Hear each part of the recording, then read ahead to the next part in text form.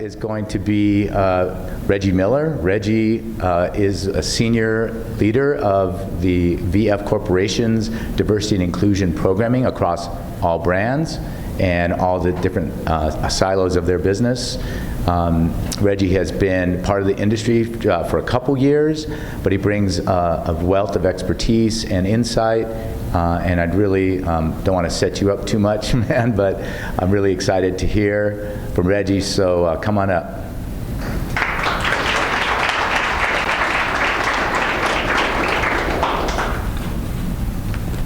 Thank you. Please, because I will trip over it. Good afternoon, everyone. Gosh, that was slow. Good afternoon, everyone. You know, I was thinking about what I was going to say today, and you know, we've had such great conversations throughout the week, and so I'm going to follow Diana's lead, steal her program a little bit, and talk maybe a little bit about myself, and talk a little bit about how I got into doing this work. So, I'm a small town country boy from a little town called Osceola, Arkansas, which is right off Interstate 55 between Memphis and St. Louis, right on the Mississippi River. A very economically depressed part of the country. Arkansas is a state that spent most of its history focused on agriculture. The bottom fell out of that, and now my part of the world is really focused in on low-paying factory jobs at best, right? You know, in fact, when I met my wife, which was in 1996, you could still go out in the fields, and they called it chopping cotton, but what you would really do is chop the weeds around the cotton. And this was 96, right? They may still do it. They would pay you by the day, $23 a day, which people would do, and go straight to the bank and take their check and then do whatever you do with $23 in 1996, right? And so that's the era that I came from. That's the way that I grew up. And when I think about my history and my background and think about instances in which I felt like an other, instances in which I felt less than, there's several I can think about throughout my life. You know, as an example, when I was in high school, I played basketball. I know it doesn't look like that anymore, but I also graduated number 3 in my class. And so what would happen is I would go to school, I would go to basketball practice. It would be 8 or 9 o'clock at night, and my grandmother would get a call from a group of white kids who were studying for the test, for midterms the next day. Now, apparently they had been studying for a while, but the call was always, hey, Reggie, could you come by? We got great food, we got things to eat, you know, we can feed you, we need to help you, we need you to help us study for the test tomorrow. And I'm like, I've just spent 7 or 8 hours at school and been in basketball practice for 4 hours. The last thing I want to do is help somebody else with their work, right? And then they would offer other incentives because I didn't have a car at the time. Well, you know, we'll come pick you up and we'll give you a ride. And in those moments, I just felt like, this doesn't feel right. You know what? No, thank you. You know, I feel like you're just doing this to tokenize me or make me feel like, you know, you have advantages that I don't have. You do what you can do, I'll do what I can do, and we'll figure out who wins at the end, right? Or I remember another time, I had one of my best friends was a guy by the name of Brandon Meadows. And Brandon, I know you're not in the room, so you just have to take this story. He went school shopping that year, and I went with him over in Memphis, Tennessee, which was about 45 minutes away. Now, by this point, I was working myself, and in fact, since I was in the 6th grade, I bought my own school clothes every year. That's just the way it worked, and I didn't question it. I felt it would take the burden off my mom and my grandmother. And so we go school shopping, and my favorite player in the NBA was Magic Johnson. And Magic Johnson had just come out with some shoes. And so while Brandon was buying all of the school clothes, well, his parents were, we went to the shoe store, we saw the Magic Johnsons, I asked could I put them on, I knew I couldn't afford it, and I put them back up. Brandon's mother said, hey, Reggie, you want those shoes? I was like, of course I do, but I can't afford them. We'll get them for you. Okay, sure. Well, fast forward 3 months later, sunny afternoon in Osceola, we're in Brandon's backyard playing basketball. I'm doing pretty well playing basketball that day. We beat Brandon's team maybe 4 or 5 times in a row. Brandon gets hot. What's the first thing that comes out of his mouth? Well, that's why my mother bought you those shoes. I literally took the shoes off in my pearly white socks and walked home a mile from there. Brandon followed me the whole way. Oh, I'm sorry, I'm sorry, I'm sorry. Well, by that time, didn't matter, right? Fast forward however many years. I'm in my first corporate job, and I'm working in supply chain. I have a supply chain background. I did it in the Army, and I did it in food for Walmart. And I'm in a team where I'm the only person of color. And I got pretty cool with these men and women. And one day, so comfortable that one of my coworkers, friends, said, you know what, there's too many damn Mexicans around here. I don't know why we have so many damn Mexicans in this town. I paused a beat, and I said, you know, it wasn't so long ago you would have said that about me if I wasn't here. Well, you know, too late, once again. Let's talk through why what you said is wrong, and we'll move forward from that.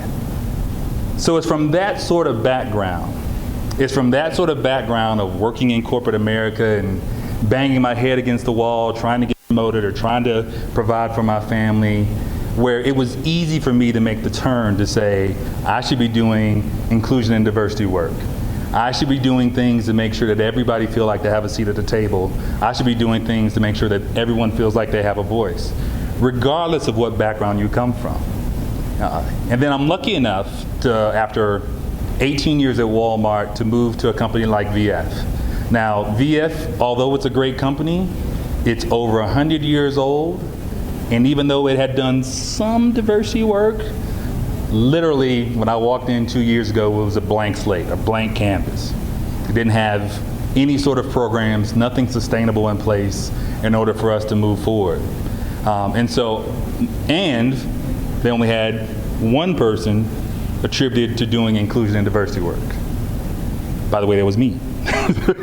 So I had to figure out, how am I going to, from my position, from my chair, take on responsibility not only for inclusion and diversity here in the US, but for an organization that had 70,000 associates worldwide, within over 150 countries, and really think about inclusion from the perspective of somebody in Bangladesh or Vietnam or Switzerland or the UK or Canada or Latin America, and oh yeah, the United States as well, right? And so my perspective has really been focused on, how can I influence leaders from around the world?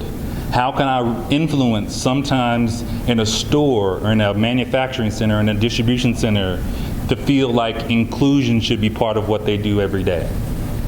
And so I've been lucky enough to build a team over the course of the last 2 years. I've been lucky enough to work with some of you in the room as well, to not only give us insights on what we could and should be doing better, but also ways in which we can partner on things going forward. But the real focus has been on really thinking through, what is a strategy, what is an action plan, how do I convince leaders themselves to believe that inclusion is important so that they can do the work. I tell my team all the time, if you're doing the work of an action plan, like for instance, the way I have my organization structured is there are members of my team that support many of the brands and many of the corporate functions. But I tell them all the time, if you're the one doing all the work, if you're the one looking for organizations, if you're the one trying to build this out, then we're failing. Because the right way that we should be doing it is that the brand leaders should be doing the work, and their direct report teams, and their HR teams, and their foundation teams, when they think about how they give back and within their communities. And so that's what we've been focused on. We've been focused on trying to find ways to put the work of inclusion and diversity in the hands of the brands, in the hands of the business owners.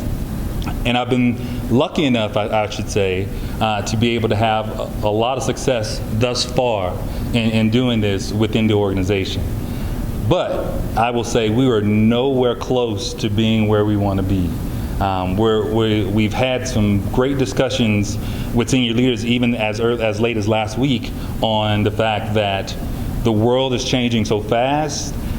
We have to find a way to get ahead of it, and we're revising our internal strategy, which we launched in 2017, my first year, to really think and focus on that. And so it's different, because as I've talked with many of you in the room who are doing this work in your respective organizations and nonprofits, I have to take a different approach. I have to collaborate and galvanize people behind the work that I'm doing, because I cannot be the loudest voice.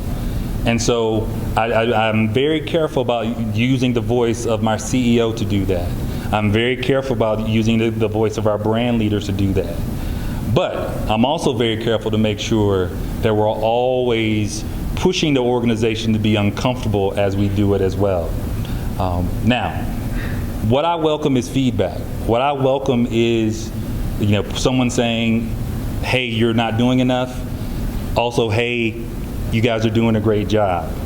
Because I know that to the outside world, many people don't see what our organization is doing, because for 2 years I had to build it from scratch.